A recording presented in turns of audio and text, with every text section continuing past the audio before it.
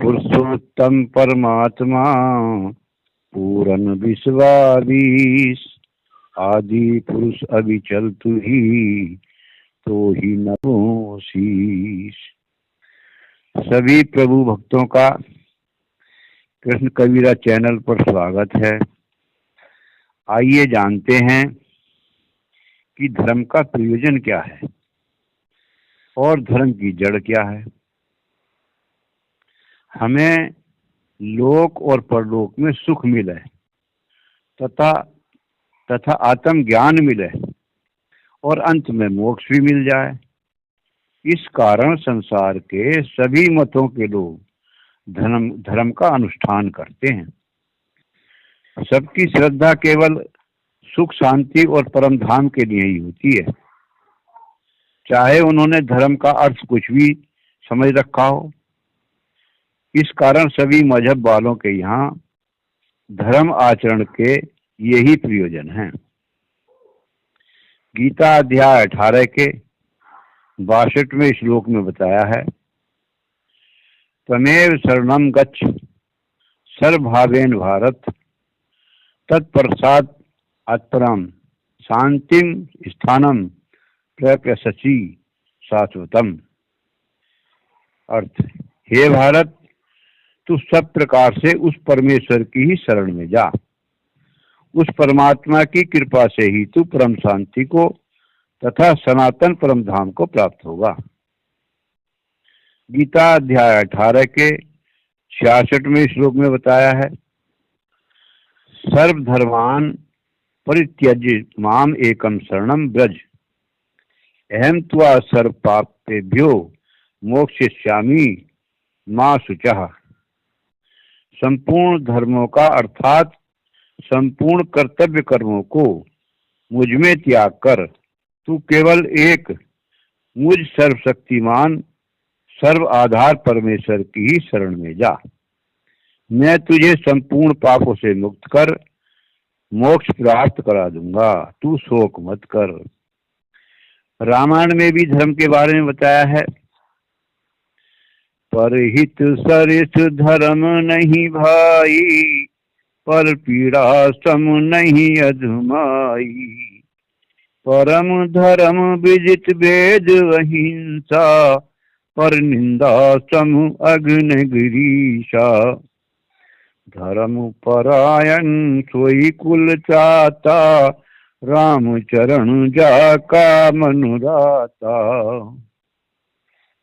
कह रहे हैं, दूसरों की भलाई करने के समान कोई धर्म नहीं है, अर्थात सब जीवों पर दया करो।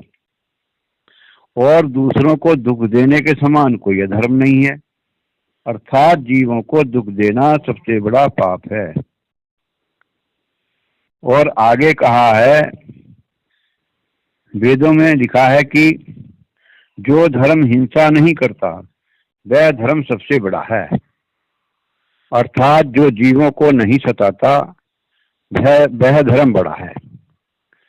और दूसरों की निंदा करने के समान कोई पाप नहीं है, अर्थात निंदा नहीं करनी चाहिए। और आगे बताया है कि जिसका मन परमात्मा के चरणों में लगा हुआ है वही जीवों पर दया कर सकता है, अर्थात धर्म पर चलकर ही अपने को और अपने कुल को पार उतार पाएगा, अन्यथा नहीं। दया धर्म का मूल है, पाप मूल अभिमान। तुलसी दया न छाड़िए जब लगट में प्राण। धर्म क्या होता है, धर्म किसे कहते हैं? जब तक यह बात न जानता हो तब तक उसके निकट रहना, उससे संबंध बनाना भी गलत है। संसार में नाना प्रकार के धर्म प्रचलित हैं। सब कोई अपने अपने धर्म को ही अच्छा समझते हैं और दूसरे धर्म को बुरा समझते हैं। बहुत से तो ऐसे हैं जो अपने बाप दादा की रीति रिवाज और रस्म को ही धर्म मान बैठे हैं, लेकिन जब तक अपना सच्चा धर्म न जाना जाए तब तक पशु और मनुष्य में कुछ भी अंतर नहीं है। ऐसे लोग महान अज्ञानता में फंसकर अपने यथार्थ कर्तव्य और धर्म को कभी नहीं पा सकते। काल पुरुष ने अनंत प्रकार के मजहबों को प्रचलित करके जीवधारियों को फंसा रखा है। यही मुख्य कारण है कि सब मनुष्य अपने यथार्थ धर्म को छोड़कर काल पुरुष के धोखे में पड़े हैं। सच्चे एवं सनातन धर्म को पहचान नहीं सकते। भजन के द्वारा संकेत दिया है, इस पर विचार करें। कह रहे हैं, न हिंदू बनाया न मुसलमान बनाया, भगवान ने तो बंदा सिर्फ इंसान बनाया।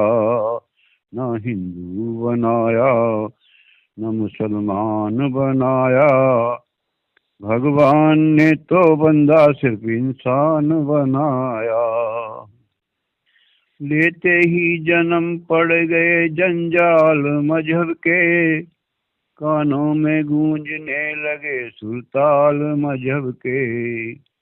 लेते ही जन्म पड़ गए जंजाल मजहब के, कानों में गूंजने लगे सुरताल मजहब के। हिंदू कोई मुस्लिम तो कोई सिख ईसाई, आने लगे बंदे तुझे ये ख्याल मजहब के। हिंदू कोई मुस्लिम तो कोई सिख ईसाई, आने लगे बंदे तुझे ये ख्याल मजहब के। इन ख्यालों ने इंसान को शैतान बनाया, इन ख्यालों ने इंसान को शैतान बनाया। ना हिंदू बनाया न मुसलमान बनाया, भगवान ने तो बंदा सिर्फ इंसान बनाया। सबका लहू है एक, जिस्म सबका एक है। सबका लहू है एक, जिस्म सबका एक है। हिंदू या मुसलमान धर्म सबका एक है। हिंदू या मुसलमान धर्म सबका एक है। दुई की जो दीवार है तू तोड़ दे ईसा, दुई की जो दीवार है तू तोड़ दे ईसा। उस एक को पहचान कर्म सबका एक है। उस एक को पहचान कर्म सबका एक है। क्यों स्वर्ग सी धरती को शमशान बनाया, क्यों स्वर्ग सी धरती को शमशान बनाया। न हिंदू बनाया न मुसलमान बनाया, भगवान ने तो बंदा सिर्फ इंसान बनाया। क्यों फिरकों में पड़ के जन्म खोए रहा है, क्यों फिरकों में पड़ के जन्म खोए रहा है। एक पुण्य करने जाए सो पाप हो रहा है, एक पुण्य करने जाए सो पाप हो रहा है। मानुष जन्म मिला है जरा सोच समझ ले, मानुष जन्म मिला है जरा सोच समझ ले। कांटों के बीज राह में क्यों बोए रहा है, कांटों के बीज राह में क्यों बोए रहा है। क्यों नरक में जाने का सामान बनाया, क्यों नरक में जाने का सामान बनाया। न हिंदू बनाया न मुसलमान बनाया, भगवान ने तो बंदा सिर्फ इंसान बनाया। कुरान की आयत से यह आवाज है आती, कुरान की आयत से यह आवाज है आती। गीता भी हमें रोज यही गान सुनाती, गीता भी हमें रोज यही गान सुनाती। क्या ग्रंथ क्या अंजील वो क्या वेद हैं कहते, क्या ग्रंथ क्या अंजील वो क्या वेद हैं कहते। सब एक हैं बंदे न कोई जाति किसी की, सब एक हैं बंदे न कोई जाति किसी की। नादान हमी ने ख्याले मजहब बनाया, नादान हमी ने ख्याले मजहब बनाया। न हिंदू बनाया न मुसलमान बनाया, भगवान ने तो बंदा सिर्फ इंसान बनाया। न हिंदू बनाया न मुसलमान बनाया।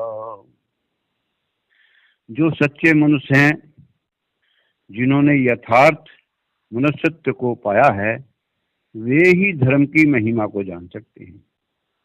वही अपना पराया समझ सकते हैं, दूसरे कोई नहीं जान सकता। इसका आशय कोई कोई साधु ही समझते हैं। ज्ञानी ही यथार्थ धर्म की सुधि जानते हैं। काम, क्रोध, लोभ, मोह, अहंकार आदि मनुष्य के यथार्थ धर्म नहीं है।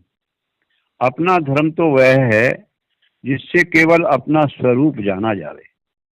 जिसने निज स्वरूप को जान लिया, उसने परमात्मा को जान लिया, और जिसने परमात्मा को जान लिया, उसने शांति और संतोष को प्राप्त कर लिया, अर्थात धर्म को जान लिया। और सबसे बड़ा धन है तो संतोष धन है। परमात्मा का नियम है कि सत से मिलती है शांति, और सत से मिलता है संतोष, और सत्य है परमात्मा, और सत्य से ही मोक्ष मिलेगा। सत्य को जानना ही धर्म है। गोधन, गजधन, बाजधन और रतन धन खान, जब आवे संतोष धन, सब धन धूरी समान। गायों का धन, हाथियों का धन, घोड़ों का धन, और चाहे रत्नों की धन की खान मिल जाए, लेकिन संतोष धन नहीं है तो सब धन धूल के समान है। शांति और संतोष धन की प्राप्ति होगी परमपिता परमात्मा से, जो सत्य है। और सत्य का ज्ञान अर्थात ब्रह्म ज्ञान प्राप्त होगा किसी संत की शरण में जाकर। इसलिए गुरु को धर्म का मूल बताया है। समस्त स्वसंवेद का कथन है कि गुरु की सेवा, श्रद्धा, प्रेम, विश्वास और कृतज्ञता से भक्ति मुक्ति प्राप्त होती है। गुरु को गोविंद करके जानने पूजने से अंतःकरण शुद्ध होकर सर्वज्ञता प्राप्त होती है। केवल गुरु ही धर्म और परमार्थ की जड़ है। जड़ में पानी देने से फल, फूल, पत्ते, शाखा आदि सब पदार्थ पा सकेगा। जहाँ गुरु की सेवा भक्ति नहीं, वहाँ धर्म की जड़ कट जाती है। गुरु की सेवा पूजा के बराबर कोई तपस्या नहीं है। गुरु की आज्ञा मानने से भजन पूरा होता है। जितने शुभ कर्म संसार में प्रचलित हैं, सबसे बढ़कर गुरु पूजा है। जिस गुरु के द्वारा भक्ति मुक्ति प्राप्त होती है, उसकी क्षमता कौन कर सकता है। कबीर साहब ने बारंबार कहा है कि जो पुरुष गुरु की सेवा तथा आज्ञा पालन जितना करेगा, वह उतनी ही शुद्धता और ज्ञान को प्राप्त करेगा। गुरु सेवा पूर्णता को पहुंचाती है। जो कुछ ज्ञान तथा प्रकाश प्राप्त हो, सब गुरु की कृपा से ही हुआ समझना चाहिए। जन्म भर गुरु की कृतज्ञता माननी चाहिए। दान, पुण्य, योग, पूजा पाठ आदि सब कार्य गुरु की आज्ञा अनुसार करें। गुरु से बढ़कर दूसरा दान पात्र कौन है। संसार में नाना प्रकार के दुखी जीव तो सदा ही मिलते हैं, पर गुरु सदा कहाँ प्राप्त होते हैं। गुरु की सेवा किसी भाग्यवान को प्राप्त होती है। जिसको गुरु प्राप्त हो, उसका धन्य भाग है। क्योंकि गुरु की सेवा से सब बंधन छूट जाता है। जो अपने गुरु के साथ छल कपट, झूठ, अभिमान, मान बढ़ाई, होशियारी, चालाकी करता है, वह बड़ा अभागा है। शिष्य को गुरु के उचित वाक्य पर विश्वास श्रद्धा रखनी चाहिए, क्योंकि गुरु के वचन की श्रद्धा ही भक्ति मुक्ति को प्राप्त कराती है। विश्वास श्रद्धा ही के साथ गुरु है। विश्वास श्रद्धा पर ही गुरु बैठा है। आदि गुरु विश्वास के वृक्ष पर बैठाया गया। जहाँ विश्वास नहीं, वहाँ गुरु नहीं। इसलिए सब गुरुमुख लोगों को गुरु पर श्रद्धा विश्वास रखना चाहिए। यदि जो विश्वास नहीं रखेगा तो वह मनमुख कहलाएगा, और मनमुख का कहीं ठिकाना नहीं होता, अर्थात काल के जाल में ही रहेगा। गीता में कृष्ण जी अर्जुन से समझा रहे हैं, अध्याय 4 श्लोक 34 में। यद्यजि प्राणिपातेन प्रश्नेन सेवया उपदेक्षन्ति ते ज्ञानम ज्ञानेन अस्त्र तत्वदर्शिना। कृष्ण जी ने अर्जुन को समझाया कि उस ज्ञान को तू तत्वदर्शी ज्ञानियों के पास जाकर समझ। उनको भली भांति दंडवत प्रणाम करने से और उनकी सेवा करने से तथा कपट छोड़कर श्रद्धा पूर्वक प्रश्न करने से वे परमात्म तत्व को भली भांति जानने वाले ज्ञानी महात्मा तुझे तत्व ज्ञान का उपदेश करेंगे। गीता अध्याय 4 में श्लोक 38 में बताया, नहीं ज्ञानेन सदरसम पवित्रम यजह विदिते तत्स्वयं योग संसिद्ध कारण मतनी बिंदती। इस संसार में ज्ञान के समान पवित्र करने वाला निसंदेह कुछ भी नहीं है। उस ज्ञान को कितने ही काल से कर्मयोग के द्वारा शुद्ध अंतःकरण हुआ मनुष्य अपने आप ही आत्मा में पा लेता है। गुरु दर्शन चेला को उचित है कि गुरु का नित्य दर्शन करे। नित्य न हो सके दूसरे तीसरे दिवस तो अवश्य ही करे। वह भी न हो सके तो सप्ताह में अथवा 15 दिन में जरूर करे। यदि इतना भी न कर सके तो महीने में एक बार अवश्य करे, और यदि यह भी न कर सके तो तीसरे महीने कर ले। यदि किसी कारण ऐसा भी न हो सके तो छठे महीने भेंट पूजा सहित गुरु का दर्शन जरूर करना जावे। यदि छठे महीने भी न हुआ तो वर्ष में एक बार अवश्य सेवा कर ले। यदि वर्ष में भी एक बार गुरु की सेवा पूजा दर्शन न कर सके तो उसका कहीं भी ठिकाना नहीं है। जैसे वृक्ष बिना जल के सूख जाता है, उसी प्रकार चेला गुरु के दर्शन बिना अशुद्ध अंतःकरण का हो जाता है। गुरुमुख का कृत्य। संसार में 2 प्रकार के मनुष्य हैं, गुरुमुख और मनमुख। गुरुमुख वे लोग हैं जो कि गुरु की सेवा में किसी प्रकार की भी त्रुटि नहीं करते, सर्वदा गुरु की आज्ञा का पालन करते रहते हैं। गुरु की आज्ञा की पूर्ण रीति से समझने और उस पर चलने वाले पुरुष पारक पद को प्राप्त होकर सद पद को पहचान लेते हैं। ऐसे ही मनुष्य अपना तन मन धन सब सत्य के लिए अर्पण करते हैं। मनमुख वे लोग हैं जो गुरु और गुरु की वाणी का कुछ आदर नहीं करते, जो मन में आता है वही करते हैं। इसी कारण स्वेच्छाचारी तथा दूषित हृदय के भी होते हैं। मनमुख मान बढ़ाई और अभिमान से ग्रस्त होते हैं। गुरुमुख ईश्वर पूजक हैं और मनमुख बुत भ्रष्ट हैं। गुरुमुख तरेगा, मनमुख डूबेगा। गुरुमुख में पूर्ण मनुष्यत्व बरतता है। कितने लोग गुरु से उपदेश तो ले लेते हैं पर सेवा करने के समय भाग जाते हैं। मनमुख होकर अपना जन्म गंवा देते हैं। वे मूर्ख यही नहीं सोचते विचारते कि गुरु की सेवा भक्ति बिना ईश्वर कैसे प्रसन्न होगा। परमात्मा को कोई भी नहीं देख सकता, गुरु को सब देख सकते हैं। गोविंद के स्थान पर गुरुदेव की पूजा है। जो अपने गुरु को परमात्मा का स्वरूप जानकर उनकी सेवा करता है वह तत्काल सत्पुरुष को पा लेता है। गुरु की उत्कृष्टता 3 लोक से परे है। ये तीनों लोग मनमुख हो रहे हैं। इस कारण कोई भी मनुष्य गुरु की यथार्थ सेवा नहीं करता। गुरु के ऊपर संदेह करने से धर्म की ध्वजा टूट जाती है। जिन्होंने गुरु को पूजा उनके दोनों लोग सुधरे, और जिन्होंने गुरु को न पूजा वे मनमुख होकर पथ भ्रष्ट हो गए। सब मत वालों में कोई गुरुमुख होगा, नहीं तो मनमुखों की संख्या अधिक है।